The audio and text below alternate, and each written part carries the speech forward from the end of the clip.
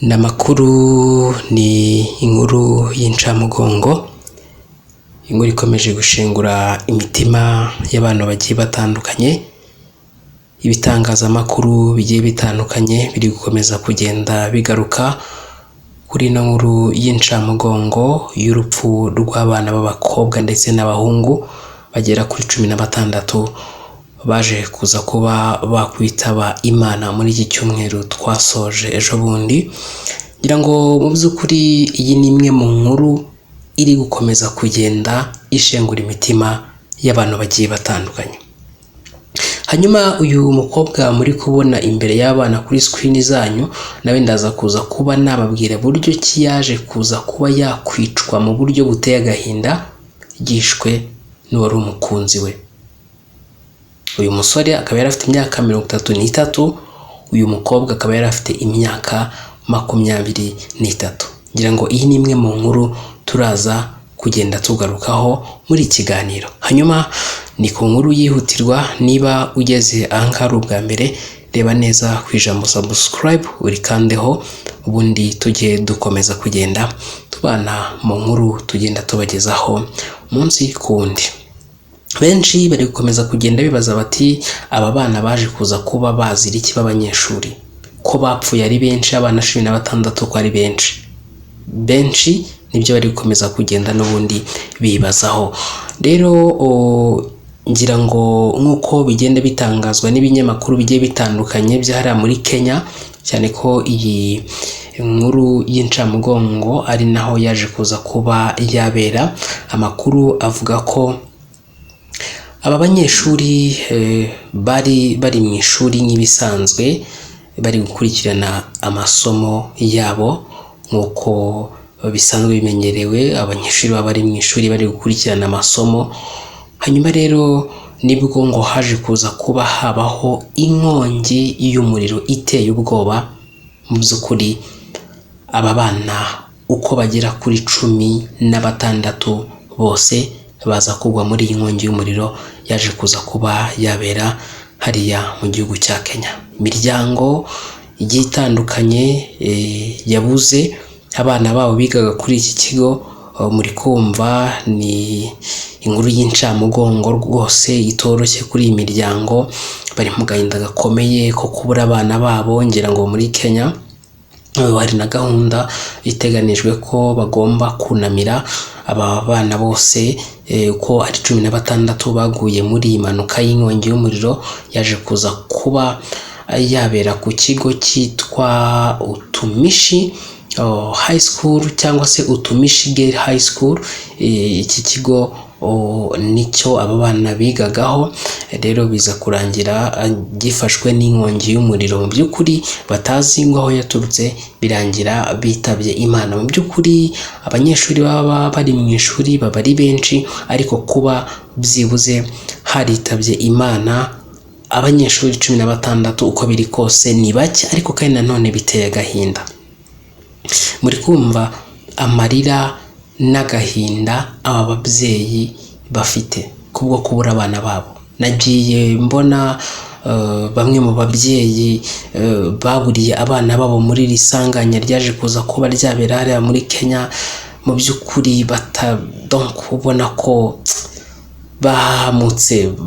bahamutse.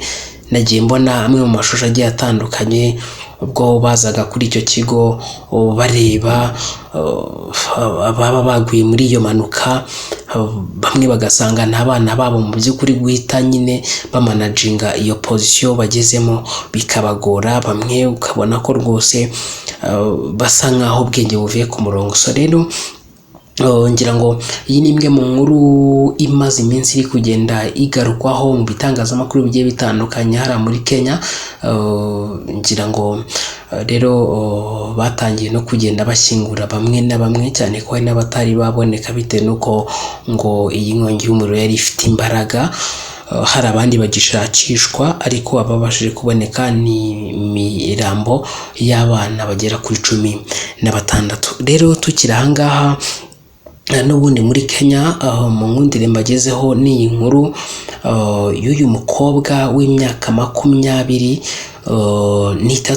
witwa Joy wakundanaga n'umusore mu by'ukuri biteguraga no kubana w'imyaka 33, ariko ikintu cyatunguye benshi mwabantu mwe ni ukuntu yaje kuza kuba yakwica uyu mukobwa mu buryo buteye agahinda arangije amutaba munsi y'urugo.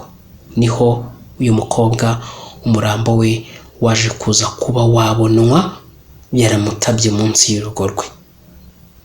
Abantu bagiye batandukanye bagiye bakomeza kugenda batanga ibitekerezo bati inkundo z'iki gihe ni amayobera, abantu bajya gukunda abantu bajye babanza bashishoze bamenya abantu bakundanye n'ababa ari bo, ati kubera ko ubu bugome ndengakamere bwagakwiye gusigira buri muntu wese donc ujya mu rukundo, kubera ko hari igihe ukundana n'umuntu kwizeza ibintu runaka yewe akanagufata neza mu gihe runaka bitewe n'ibyo agushakaho, ariko nyuma akaza kuba yakugirana. Ibi byose byaje kuza kuba byabera hariya muri Kenya, ariko abantu bagiye batandukanye bagakomeza kugenda bibaza bati Kenya byagenze gute, what's going on muri kiriya gihugu, ni ibiki biri kuba, ni ibiki biri kujya mbere, ko abantu bari gupfa mu buryo buteye agahinda kandi bari gupfa umusubirizo.